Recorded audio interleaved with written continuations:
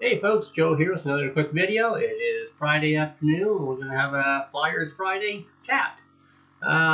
Philadelphia Flyers last night just finished up their 4-game road trip to the West Coast to start the season. They went 1-2-1, not ideal, but it could be worse. It's always hard to start on the road, especially all the way out west. Let's see now.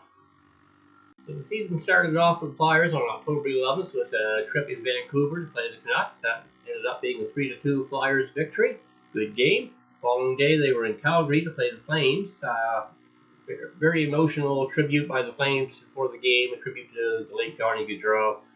Flames looked pretty inspired after that. They went on to put down the Flyers 6-3. So the Flyers are 1-1 to start the season after 2 games. 3 days later, on the 15th, they're in Edmonton to play the Oilers. That ends up being a 4-3 loss. The winning goal in overtime for the Oilers probably should have been a penalty to the other end. Short time before that, Flyers had a scoring chance. There was some interference, maybe a bit of a hook, but no penalty called. Them's breaks. 4-3 loss. The road trip continued 2 days later, last night on the 17th. That ended up with a 6-4 loss in Seattle. Fedotov started in goal for the Flyers in that one, and he let in a few that he'd probably like to have back. Urson came in for the third period in relief, allowed 1 goal. 6-4 loss. Flyers pressed a little bit late, but couldn't tie the game up. So they ended up the road trip 1-2-1, 3 points. Not ideal, but could be worse. On a positive note, Flyers power play. Positive note here. Last season, they were the league worst in the league. I think it was 12.6% of the power play, which is absolutely terrible. Actually, absolutely terrible is slightly better than what their power play was. They were worse than absolutely terrible in power play last season. This year, so far, through 4 games, they are at 26.3% on power play. Definite improvement. That's 12th in the NHL, so that's not too bad. I'll take that as a positive. On the penalty kill, they're also doing very well. They were a great penalty killing team last year. They are this year as well so far at 84.2%. That is 11th best in the National Hockey League. So a couple of positives there. Through 4 games, they have scored an average of 3 goals per game, and they have allowed an average of 4.5 goals per game.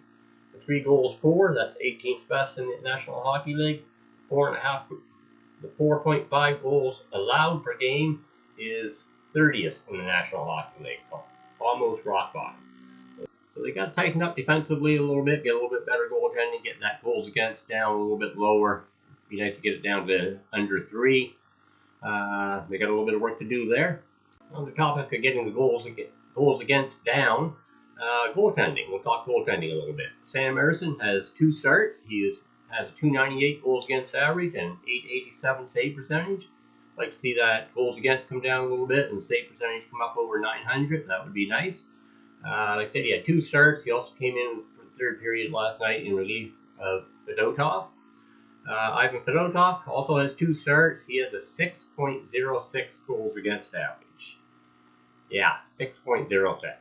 818 save percentage. So those numbers, they're going to have to improve, or they're going to have to look at other options if you can't improve on those numbers.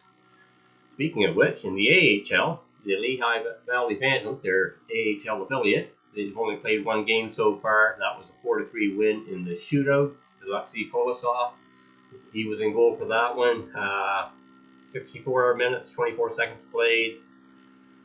3 goals allowed, 280 goals against average, and 880 save percentage. So let's hope he gets some more starts coming up soon, and he may be the guy coming up at some point if Fedotov can't get his game going. Offensively, the leaders on the team so far through 4 games, small sample size, but we have rookie Matvei Michkov with 2 goals, 2 assists for 4 points.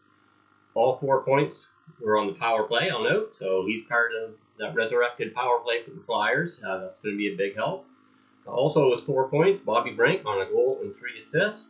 And we have Scott Laughton, who had an excellent game last night. He's sitting with 2 goals, 2 assists, also for 4 points. So those are your offensive leaders for the Flyers right now. Leading the team in time on ice played so far, again through 4 games, we have Cam York on defense, averaging 23:39 of ice time, and And behind him, we have Travis Sanheim at 23-18. So those are the ice time leaders so far for the Flyers. Again, going through 4-game sample size.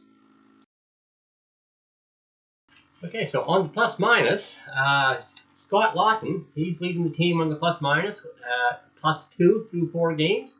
Of note, he is the only player on the Philadelphia Flyers who has a plus rating.